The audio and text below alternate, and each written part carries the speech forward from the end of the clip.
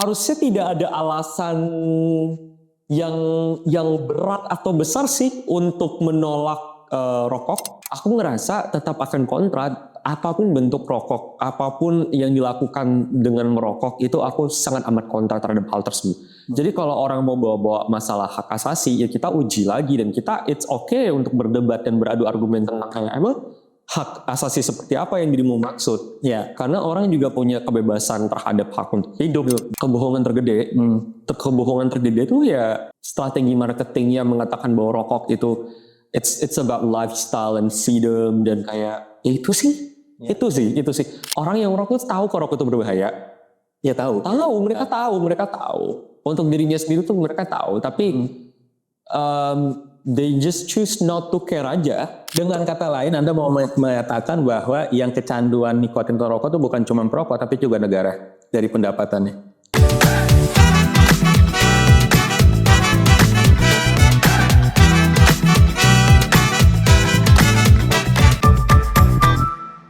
Halo Sobat Bijak, selamat datang kembali di podcast Bajak Ruang Bijak. Masih bersama saya Bigwanto. Kali ini kita akan ngobrol santai, bahas sesuatu yang biasa kita bahas, yaitu tentang rokok, tapi ya dari perspektif yang sedikit berbeda, karena kita sudah kedatangan tamu istimewa, yaitu Mas Sadam Permana. Halo Mas, sehat, alhamdulillah. Jadi kebetulan kita hari ini recording bertepatan dengan aksi besar ya. Betul.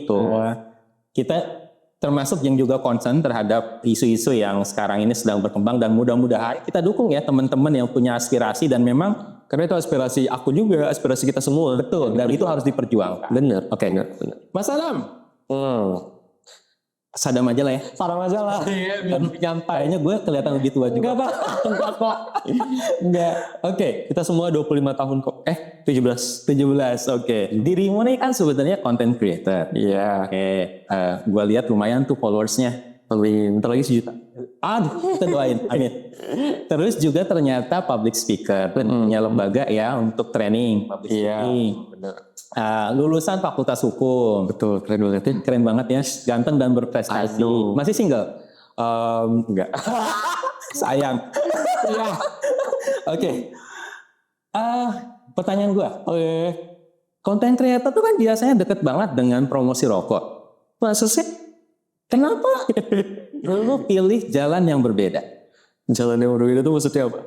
Termasuk content creator yang aku tahu bikin konten-konten yang edukasi terkait dengan bahaya rokok.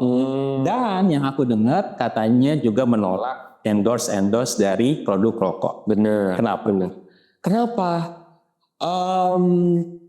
Harusnya tidak ada alasan yang berat atau besar sih untuk menolak rokok atau untuk mengatakan bahwa hidup sehat itu perlu dan kebebasan untuk menghirup udara yang segar itu juga hak semua orang dan pilihan pribadi untuk bisa memiliki kehidupan yang sehat, bebas dari asap rokok dan bebas dari berbagai zat adiktif lainnya. Jadi selain aku nggak merokok, aku juga nggak minum alkohol at all. Dan ya menurut obviously juga tidak menggunakan obat-obatan terlarang. Astagfirullahaladzim, no. Nggak boleh. Dan kalau ditanya alasannya tuh karena memang pilihan hidup dan hal yang menurut aku very simple dan harusnya menjadi bare minimum bagi kita semua harusnya menurutku gitu. Dan kalau ditanya menolak untuk endorsement terkait dengan rokok ya obviously karena aku nggak rokok kan. Maksudnya kayak ya masa aku nggak ngerokok, aku harus nawarin lo ada rokok nih gitu kayak keren jangan sibuk gitu kan enggak ya. Tapi itu yang pertama, yang kedua juga karena aku merasa dan aku percaya bahwa rokok tidak sehat buatku. That's it.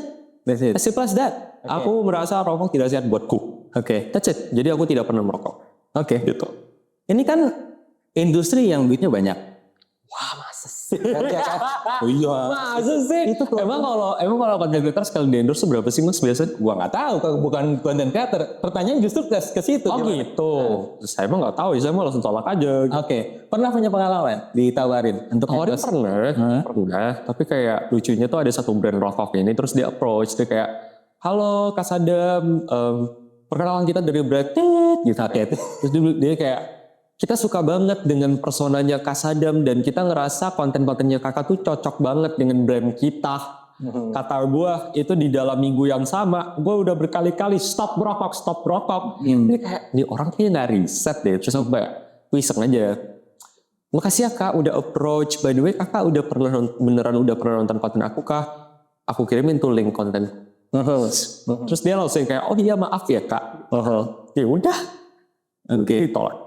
Dan kayaknya manajerku udah autonom sih. Oke, dan komitmen itu bukan cuma ke rokok ya, termasuk alkohol juga ya. Termasuk alkohol juga. Oke. Wah, unik loh, lumayan loh. Luar biasa loh. Masa sih? Iya, konten kreator sekarang ujung-ujungnya bukannya duit ya? Tergantung. Tergantung. Kita mesti banyak undang-undang kayak Mas Adam ini. Oh ya, of course. I know right. Makanya tergantung. Emang ya ada. Mungkin itu pilihan hidup pribadi kalau orang-orang mau kayak pokoknya jadi content creator niatnya buat duit bagus. Siapa tahu memang ternyata dia memang butuh uang. Mungkin orang tuanya butuh berobat. Mungkin orang-orang di sekitarnya emang butuh bantuan. Fokusnya duit, money oriented. Oke, gue ada pertanyaan lagi. Oke. Sekarang ini kan kalau kita bicara rokok ini, rokok konvensional yang dibakar. Sekarang ada produk baru rokok elektronik. Iya. Dan kalau ya ini apa namanya sesuai dengan pengamatan saya ya, ada banyak influencer atau content creator yang enggak endorse rokok konvensional, tapi dia oke untuk rokok elektronik. Menurut lu gimana? Pilihan pribadi. Tapi kalau dirimu ditawarin rokok elektronik? Oh jelas enggak juga termasuk. Karena aku merasa gini loh, aku merasa kayak berbagai macam pilihan. Ketika orang sudah menerima pilihan tersebut, dia harusnya tahu konsekuensi terhadap pilihan tersebut, ya kan? Dan aku pribadi ngerasa fine selama aku tidak benar-benar terdampak negatively. Gitu. Jadi kayak misalnya ada content creator yang kayak menerima konten endorsement rokok atau misalnya konvensional ataupun kayak rokok elektrik tersebut, ya udah you do you. Tapi aku merasa edukasiku tetap harus jalan. Gitu. Jadi kayak ya udah aku berjuangnya dengan cara terus mengedukasi bahwa rokok konvensional ataupun rokok elektrik itu tetap berbahaya dan lain sebagainya Gitu. Makanya ada salah satu kontenku yang sebenarnya gini. Kalau misalnya kita ngomongin tentang rokok berbahaya tuh kayaknya udah basi ya? Udah basi dan bahkan brand rokoknya sendiri secara jelas mencantumkan foto-foto dari bahaya rokok di rokok. Jadi kayak ngapain gue koar-koar lagi gitu. Tapi another angle yang aku lihat adalah ya udah kalaupun lo mau ngerokok, ya udah gue edukasinya adalah lo jangan ngerokok di depan orang yang tidak ngerokok. Gitu ya sih, jangan nyusahin orang. Itu pun saya masih diserang Pak dengan berbagai macam komen. Terus pertanyaan, serangan itu masif nggak? Masif banget. Organik atau? Organik. Iya, benar-benar nyerangnya itu sampai yang kayak sesimpel komen-komentar yang kayak, lah kenapa sih orang duit gua pokoknya banyak banget yang kayak gitu-gitu loh. Masif. Gue mau masuk di situ. Kebetulan lulusan hukum. Ini mau nguji perspektif hukumnya. Ini lulusan terbaik ya. Amin, cum laude sih. Mahasiswa berprestasi. Dulu juga sering ikut lomba-lomba. Betul. Kalau ada orang bilang rokok itu adalah pilihan pribadi, itu adalah hak kebebasan individu. Jangan dilarang-larang atau jangan dibatasi. Jawaban lo apa? For now, aku tetap merasa itu kontra. Karena gini, kalau kita ngelihat rokok, ada yang namanya perokok pasif. Perokok pasif berdasarkan data dan riset dan ilmu, itu resistensi atau misalnya probabilitas atau resiko untuk terkena penyakitnya tuh jauh lebih besar daripada rokok aktif. Dan rokok pasif itu bukan hanya sesimpel atau bukan hanya dilihat dari asap rokoknya, tapi juga dari pakaian yang menempel, partikel-partikel rokok yang menempel pada pakaian dan lain sebagainya gitu. So, aku ngerasa tetap akan kontra apapun bentuk rokok, apapun yang dilakukan dengan merokok itu aku sangat amat kontra terhadap hal tersebut.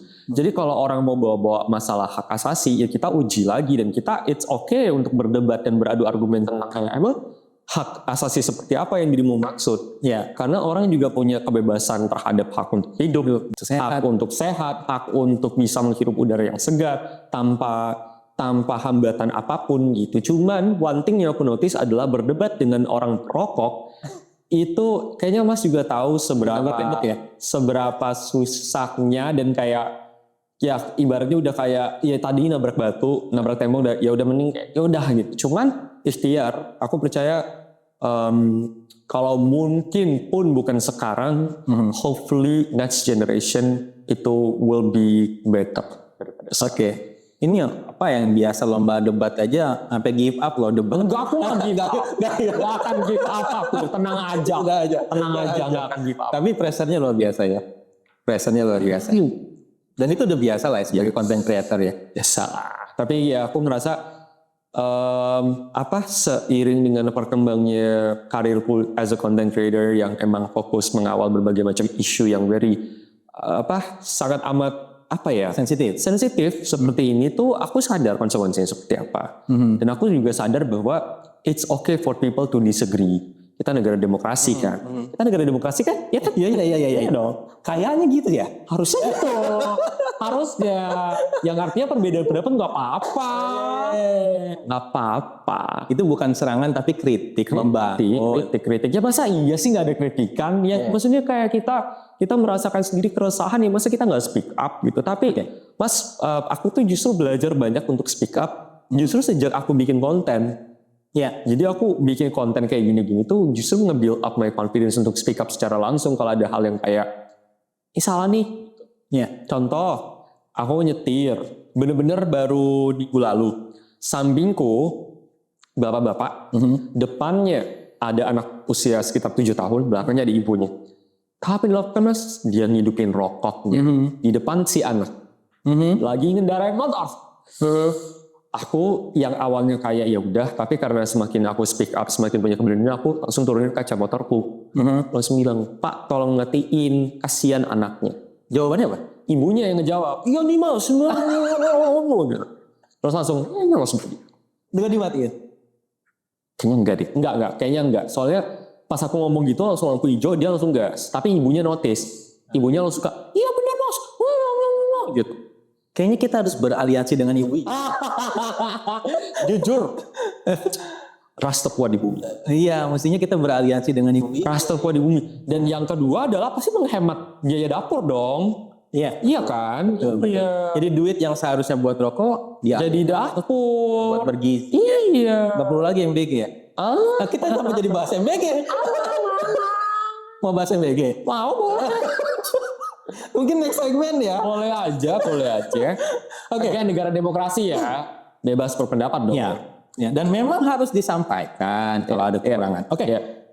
Kamu tadi menyampaikan mengenai hopefully next generation itu akan lebih sadar dan kebiasaan ngerokoknya akan berkurang. Tapi katakanlah prevalensinya turun.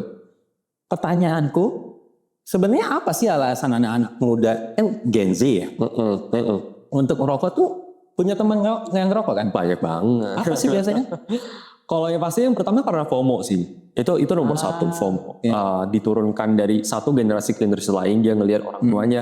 Aku juga dulu aku pribadi juga ngelihat orang-orang terdekatku, keluargaku, aku tumbuh dan besar di lingkungan orang-orang yang merokok. Di dalam rumah, di dalam kamar gitu.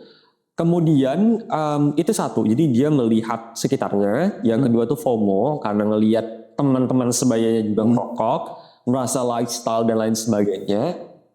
Yang ketiga karena secara modis aja sih, jadi misalnya lagi ngumpul, ya teman-teman ngerokok, kayaknya kalau dia nggak ngerokok kayak nggak asik, nggak enak, insecure lah ya, insecure atau kayak lebih ngerasa left out dan lain-lain. Dan itu udah tersistemize aja. Tersistemize banget malah gitu. Kan udah berganti juga tuh, beralih ke sekarang jadi pouch, vape dan lain sebagainya. Iya, yang sekarang lebih kayak gaya hidup lagi malah itu. Exactly. Mereka mengemasnya menjadi kayak lifestyle. Tapi bukankah emang seperti itu ya, rokok dari dulu tuh emang kayak lifestyle kan, yang kayak freedom, gitu. Oke. Nyambung dari situ. Menurut dirimu kebohongan paling masif apa, paling gede apa yang terkait dengan promosi rokok? Kebohongan tergede, kebohongan tergede tuh ya strategi marketingnya mengatakan bahwa rokok itu it's about lifestyle and freedom dan kayak ya itu sih. Karena gini loh Mas, percayalah orang yang merokok tahu kalau rokok itu berbahaya. Ya tahu. Mereka tahu. Untuk dirinya sendiri tuh mereka tahu, tapi they just choose not to care aja. Ya itu menurut aku menggambarkan pilihan pribadi juga. Cuman menurut aku muak banget dengan kebohongan yang kayak not saying ini beneran terjadi ya, tapi kan maksudnya mereka tuh ngebungkus that kind of marketing strategi yang lifestyle, fun dan lain sebagainya. Menurut aku tuh bohongnya di situ sih. Ya, coba liatin dia kalau ngerokok terus tiba-tiba kayak iklan berikutnya dia udah sesak nafas gitu tuh kayak rumah sakit gitu. Iya. Kalau kayak gitu mah nggak ada yang mau beli. Makanya. Tapi kan bukannya di rokok konvensional udah ada fotonya. Iya, tapi kan pertanyaannya, ini brand-brand rokok masuk ke festival, acara musik, jadi sponsor. Iya. Kan edukasi terkait dengan bahaya hilang begitu aja. Iya sih. Bener ya? Iya. Pernah ikut festival-festival acara musik yang ada Acara rokok harusnya pernah ya. Tanpa aku sadari. Maksudnya aku nggak tahu ternyata ada sponsor rokok di dalamnya. Gitu. Cuman gini, aku percaya kalau kita ngomongin masalah rokok itu very very complex. We're not just talking about person to person, but we're talking about legalitas. We're talking about komoditas. We're talking about para pekerja buruh rokok. We're talking about a very complex system yang tidak akan bisa selesai dalam waktu yang cepat. Apalagi ini udah tersistemize ke dalam lifestyle semua orang. Jadi dengan kita tahu kompleksitas yang sebanyak itu, lantas yang harus dibangun adalah awareness pribadi, kesadaran diri sendiri. Itu I'm not gonna lie, both of my parents dulu mereka ngerokok. Both of my parents ngerokok dari aku kecil. Tapi mereka berubah sejak my mom itu sakit keras. Dan lifestyle keluarga tuh semua tuh jadi berubah jadi sehat. Nah, aku memilih untuk sadar bahwa itu adalah wake up call, bahwa ya merokok itu salah, tidak bisa dibenarkan dalam bentuk apapun karena memang dampaknya adalah dalam hal kesehatan. Gitu. Wah, kakek nenekku juga, kakekku especially benar-benar kayak keluargaku lah rokok berat banget. Jadi ketika misalnya di keluarga ngumpul apa segala macam udah pasti ngerokok. Tapi semenjak ada tragedi keluargaku sakit itu kita langsung semuanya cut, semuanya selesai gitu. My keluarga inti gitu. Dan awareness pribadi itu sih yang harus dijalankan. Ya. Tapi sayangnya biasanya memang berhenti setelah sakit itu ya. Ada juga yang udah sakit terus masih lanjut. Ada juga kok. Iya. Saya banyak cerita dari dokter-dokter paru di rumah sakit. Ya, jadi kadang-kadang juga memang karena adiksi itu ya. Adiksi. Nikotin. Boleh nanya pertanyaan personal nggak? Gimana? Pernah ngerokok nggak? Aku tuh pernah iseng kok. Iseng berapa bungkus? Enggak berapa bungkus. Bener-bener kayak cuman aku bisa dibilang rokok gak ya? Aku cuman waktu SD lebih tepatnya aku kayak ngejilat rokok aja. Tapi nggak dibakar. Bukan ngejilat, ngisep ya. Waktu kecil karena belum ngerti apa-apa. Orang tua aku tahu karena pas aku selesai melakukan itu aku langsung bilang sama orang tua aku kayak tadi sadam begini, masih polos ya, masih kecil banget. Wah, aku langsung diajar. Tapi menarik ya, maksudnya orang tua yang perokok pun nggak akan ada yang mau anaknya merokok. Ya karena SD Mas, pada saat itu saya masih SD Mas. Saya masih SD waktu itu loh. Tapi itu jadi aku bersyukur orang tua aku langsung melakukan hal itu. Ya namanya juga anak kecil nggak ngerti apa-apa kan. Tapi intinya adalah itu jadi sebuah memori yang tidak akan pernah bisa lepas bahwa sekarang pun aku sangat amat bersyukur pengalaman itu langsung benar-benar di stop, di cut, dan aku bersyukur karena Sadam kecil waktu itu cerita immediately. Kalau enggak ya dia kecanduan terus keluar diajarin wah itu makin rusak kan. Dan mungkin ada yang seperti itu banyak ya kayak gitu. Jadi I would say keterbukaan antara anak dan orang tua juga dibutuhkan perannya, karena aku pribadi bener-bener kayak abis nyoba 5 menit kemudian langsung cerita, langsung gitu sih. Oke. Nah, tadi kan sempat bahas soal ini kan kompleks ya, sistem yang kompleks, ada industrinya, sebagainya. Kalau kita bicara, kan kita punya sebenarnya aturan ya.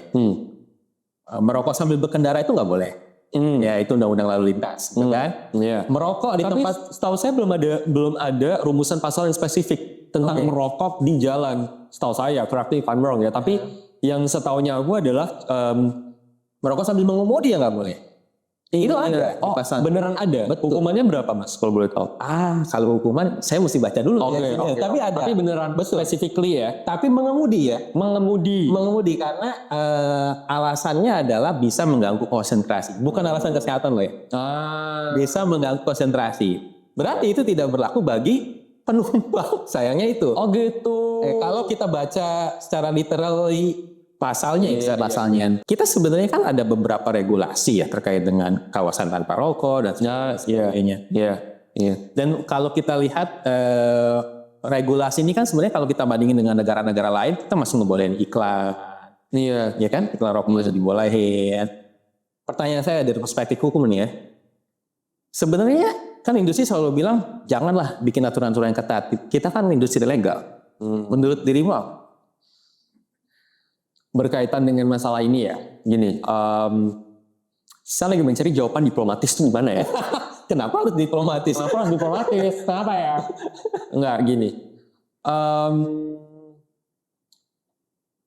Kalau kita ngelihat dari segi pendapatan negara, cukai rokok dan lain sebagainya, itu kan tinggi sekali, sangat tinggi.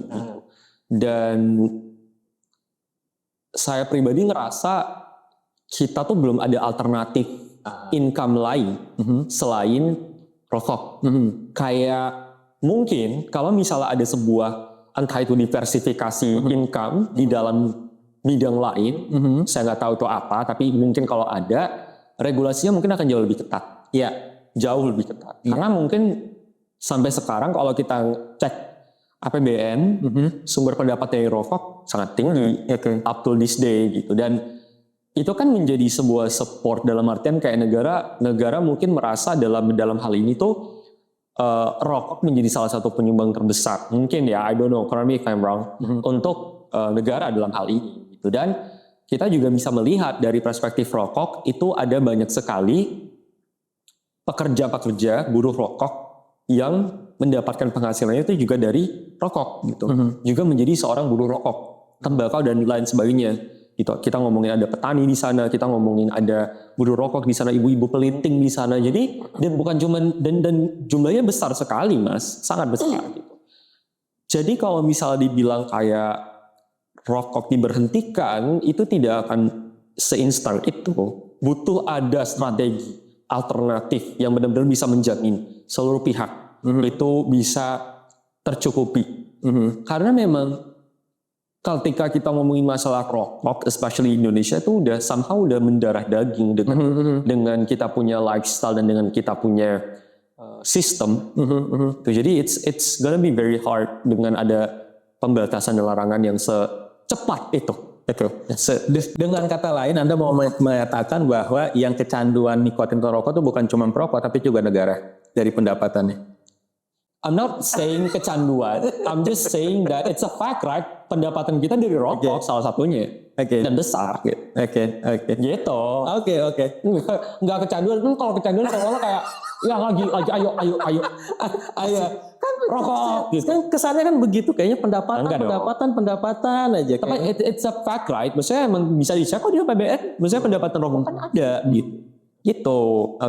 Mas Adam, ya tadi kan kita sempat bahas soal iklan, sponsor, promosi. Mereka ini kan kreatif banget. Dan ini kan sebenarnya ya ini strategi komunikasi. Kalau kita bicara mengenai etika hukum, pendapat kamu apa sih kayak gini-gini? Oke, jadi kalau misalnya kita bahas sesuatu yang berkaitan sama hukum, itu tuh kan sesuatu yang harus ada dasar hukumnya. Jadi kayak ini bukan sesuatu yang abu-abu. Kalau misalnya kita ngelihat ada sebuah sebuah hal yang dilanggar atau dilarang atau enggak, ya kita tinggal mengacu pada rumusan peraturan perundang-undangan gitu.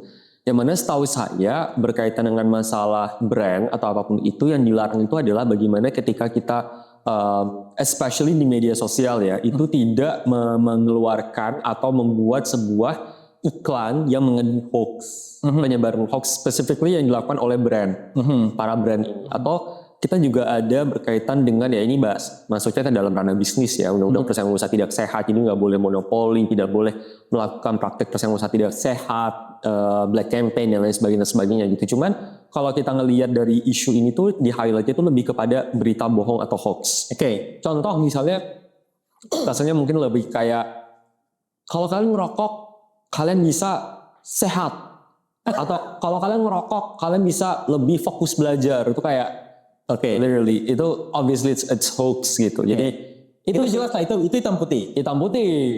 Jelas. Tapi jelas. pertanyaannya kalau misalnya iklan dan sponsornya itu related to lifestyle, or adventure, kan begitu kan? Kok begitu adventure, keren dan sebagainya. Maka kita nggak bisa hanya melihat dari etika hukum, karena kan itu komunikasi. Etikanya berarti lebih ke sosial sama etika komunikasi, sosial dan komunikasi, which is itu lebih abu-abu lagi karena tidak ada rumusan pasalnya kan yang mengatur. Gitu. Jadi sayangnya seperti itu sih kalau dilihat dari etika hukum mungkin yang abu-abu itu somehow tidak terjaring gitu loh Mas. Karena ketika kita melihat dari etika hukum itu kita harus berdasarkan rumusan pasal yang ada di dalam peraturan perundangan gitu. Kita bisa ngelihat ini secara by law boleh atau enggak gitu. Tapi secara sosial jelas salah lah. Mana sih? Gimana sih sama Mas? Sorry. Dan itu termasuk manipulasi ya sebetulnya. In a way ya. Tapi ya nggak bisa dibilang manipulatif juga menurutku karena ada orang-orang yang memang lifestyle kayak gitu adventurous terus kayak dia petualang kan gitu-gitu kan kayak wah emang rokok gitu. Jadi kayak ya gitu emang kayak makanya lebih ke jadinya jatuhnya tuh lebih ke kalau misal orang-orang yang berpetualang freedom lifestyle itu somehow kayak konotasinya tuh rokok atau jadinya rokok sama dengan yang seperti itu. Iya, itu kan yang dipromosiin dan itu yang dipromosiin dan yang memang orang-orang yang seperti itu yang kayak freedom dan lain-lain ya emang rokok most of them gitu. Itu memang jadi kayak masuknya tuh seperti itu gitu. Oke Mas Adam, kalau kita bicara tadi kan kita ngobrol soal regulasi ya. Tantangan terbesarnya apa sih sebenarnya? Apa di pengaturan, pengawasan, atau di sisi apa sebenarnya? Menurut aku pribadi semuanya tuh ada ini lagi, ada tantangannya lagi. Kalau dari sisi pengaturan, aku pribadi ngerasa masih ada beberapa pasal yang belum benar-benar mengatur secara clear, secara jelas dalam hal ini, secara baku, secara rigid tentang misalnya aku belum nemu tuh bener-bener pasal yang kayak dilarang merokok apa udah ada ya tapi belum dalam skala undang-undang kali menurut aku pribadi. Yang tentang apa? Again correct me if I'm wrong, merokok di misalnya ada nggak larangan merokok di sekolah atau di rumah sakit itu ada dalam undang-undang? Betul. Oh berarti secara hukum udah ada. Udah ada implementasinya dan pengawasannya pemerintah tentang besarnya. Kamu masih nemu ada orang merokok di sekolah? Pernah lihat? Di kampus. Oh iya banyak. Kampus banyak banget malah. Iya. Ya kan itu kan harusnya lingkungan sekolah. Betul. Sesuai dengan undang-undang kesehatan itu termasuk yang 100% harusnya bebas. 100%. Tidak boleh ada tempat ngerokok sama sekali. Benar. Nah ini menarik banget lagi. Aku nggak mau sebutin nama kampusnya apa, tapi aku pernah ada di dalam sebuah kampus. Bukan kampus kok ya, bukan. Jadi ini waktu itu lagi ada acara. Aku ngelewatin kampus Fakultas Kedokteran. Terus akhirnya aku ngelihat kayaknya ada 2 mahasiswa yang masih pakai pakaian jas APD atau apapun itu ya aku lupa. Mereka ngerokok di depan pelang Fakultas Kedokteran. Dengan masih menggunakan baju entahlah apa itu APD atau lab atau praktek gitu. Itu aduh aku kayak Tapi ironis sih memang. Ironis banget. Banyak dokter yang masih ngerokok ya Mas. Baik banget ya. Berapa persen sih Mas kalau? Nggak tahu. Nanti kita dihujat. Gitu. Tapi dokter ada yang merokok ya. Banyak. Ya banyak juga kok ahli hukum yang kemudian korupsi. Oh iya. Jadi nggak selalu linier. Iya banyak juga kok misalnya ahli agama yang kemudian melakukannya berita-berita sekarang. Iya kan ahli agama tapi malah melakukan pelecehan dan lain sebagainya. Betul. Emang nggak bisa dijamin sih. Nggak ada jamin. Dan nggak pernah 100%. Nggak pernah karena kan apa yang profesi kan tidak sama dengan identifikasi diri. Itu. Wah luar biasa nih jadi psikolog juga nih jangan. Ya lagi bisa ya. Bisa. Praktek. Profesi tidak sama dengan identifikasi diri. Iya kan profesi tidak sama dengan identifikasi diri. Oke, bisa saja kita pakai mask ya, pakai topeng. Bisa banget. Atau bisa jadi ya emang karena tuntutan sosial atau misalnya dia menjadi profesi seseorang hanya karena misalnya kebutuhan yang ingin dia dapatkan misalnya entah itu dari sisi benefit ekonomi dan lain sebagainya kan we never know. Oke, anyway, ada pesan nggak buat anak-anak muda yang mungkin ngasih ngerokok? Gue udah pernah lihat sih beberapa kontennya. Ada yang paling menarik adalah yang tidak mau menikah dengan perokok. Oh, Apa sih alasan bikin konten? oh my god. Oh iya lagi. Lu lupa apa masih Ingat banget. Kalau itu tuh sebenarnya ada satu tren juga yang heboh di X.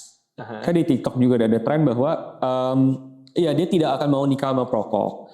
Terus aku juga kemudian berefleksi dan kayak iya gue juga setuju lagi gue nggak mau nikah sama orang perokok gitu. Ya udah aku kontenin gitu. Mainly because aku ngerasa itu akan sangat membahayakan genetik. Kalau misalnya mau punya keluarga dan lain sebagainya gitu. I prefer someone yang mungkin punya healthy habit lah gitu. Dan ya rokoknya bukan habit yang healthy dong, obviously. Lebih ke pilihan hidup dan preferensi. That's it. Oke. Menarik ya perspektifnya. Oke, terakhir pesan deh buat anak-anak muda yang masih ngerokok. Kenapa begitu? Capek aja mas, misalnya kayak ya Allah nasihatin lagi ya Allah kayak Katanya tadi udah enggak.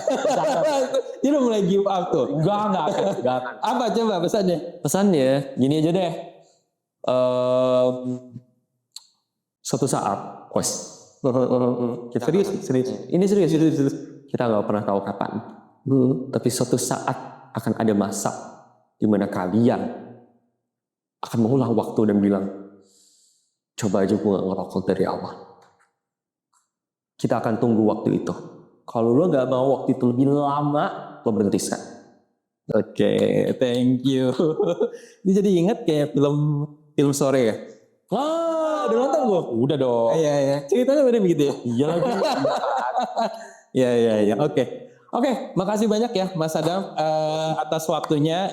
Teman-teman itu tadi obrolan santai dengan Mas Adam dan kalau kamu suka dengan konten ini jangan lupa untuk klik like ya dan jangan lupa juga untuk subscribe. Nanti juga konten ini akan tayang juga nggak sih di Instagram kamu? Let's go. Nanti kita collab aja ya.